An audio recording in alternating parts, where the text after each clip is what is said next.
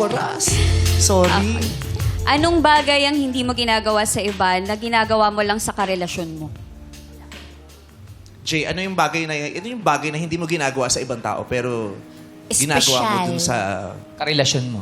For me, yung I always make sure na make her feel na worth it siya even dun sa mga times na nagpe-fail siya or nakapag-commit siya ng yun pagkakamali. Yung parang pinapa-feel ko na kahit na nakapag-commit ka ng mistakes, parang pinaka-feel ko sa kanya na tamang tao ka, na tama ka for me, na kahit na may mga pagkakamali, you're always worth it.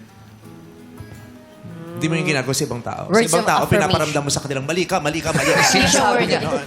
Hindi naman po. You're not worth it. Hindi naman po, pero kumbaga parang pagdating sa kanya, parang May extra iibahin lang. ko yung parang yung treatment or yung pag-atake, ganun. Special. Yung simple lang, katulad nung, yung, wag na haba, o sige, okay.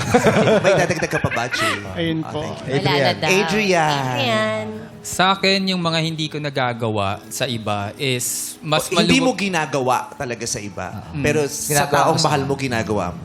Oo. Mas maluwag ako sa expenses ko pagdating sa girlfriend ko. Kasi I'm the type of person na... Ibig sabihin ko, maggastos ka para sa girlfriend mo. Yes. And I make sure na I plan everything before our date. So, ganun ako mag-plan. Tapos sa iba, kuripot ka. Ganun. Yes. Oo, di ba? Tama, Ikaw, tama. hindi nyo ko maasahan sa ambagan.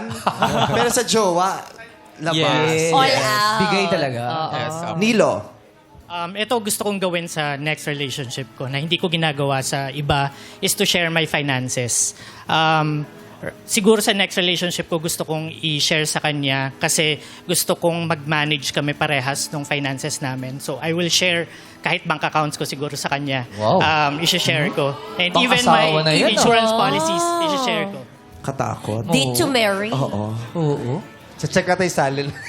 Sa kaibigan, ayaw mong gawin yan? Yung Ay, hindi, share hindi. ng ano? Secret yun sa Finances. friends and family. Anyway, Allen, sino bibigyan mo ng green flag? Bibigyan ko ng green flag is si number 3. Kasi i-share sa'yo yung pera. Bank account share tayo. Oo. Diba? Diba? Bayan. Kahit di naman ako, sige, kailan mansari? Gana. Ibang klase ang tiwala. Bakit? Ano?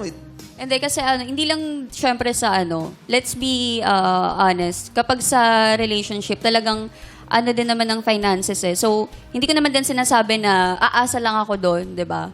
Pero at least meron siyang provider mindset, May 'di ba? plano. So, may sarili din naman akong pera pero gusto ko yung idea na alam mo 'yon, yung May ka-share? Transparent. Hindi, tawag dito may plans kami. May sarili ka ng pera pero dadagdagan niya. Why not?